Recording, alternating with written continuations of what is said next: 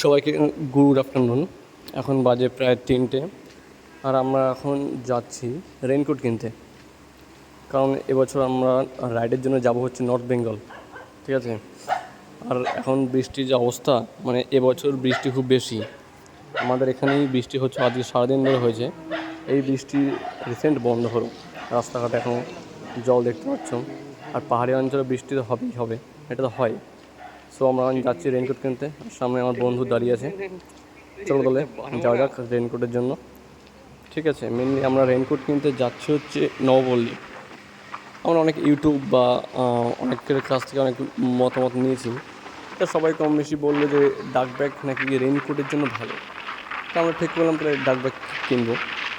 ডাক ব্যাগ আছে আরও বেশ দু একটা কোম্পানির নাম বললো, আমার এক্স্যাক্ট এখন খেয়াল নেই, কিন্তু বললো তার মধ্যে নাকি ডাক ব্যাগটা ভালো।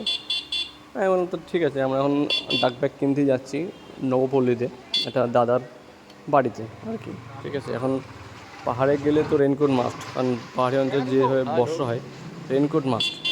এর জন্য রেইনকোট, হেলমেট, টর্চ, আরও আমাদের একটা লিস্ট আছে যে আমাদের কী কী লাগবে। সো আমরা লিস্টটি ধরে পরপর যাচ্ছি।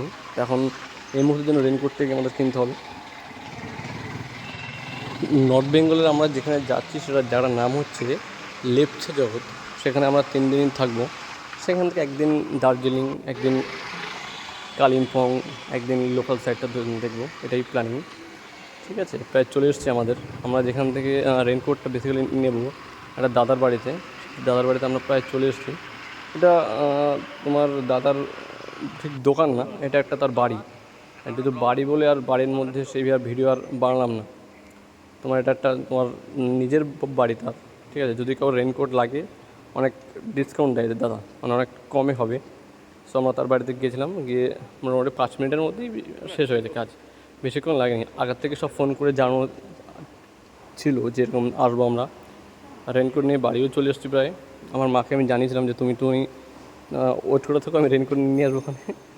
আর মা সেটাকে খুলে দেখছে যে কেমন কী বৃত্তান্ত, তাই সেটাকে আনবক্সিং করছে মাই। এই হচ্ছে রেইনকোট, এটার রং হচ্ছে ব্লু।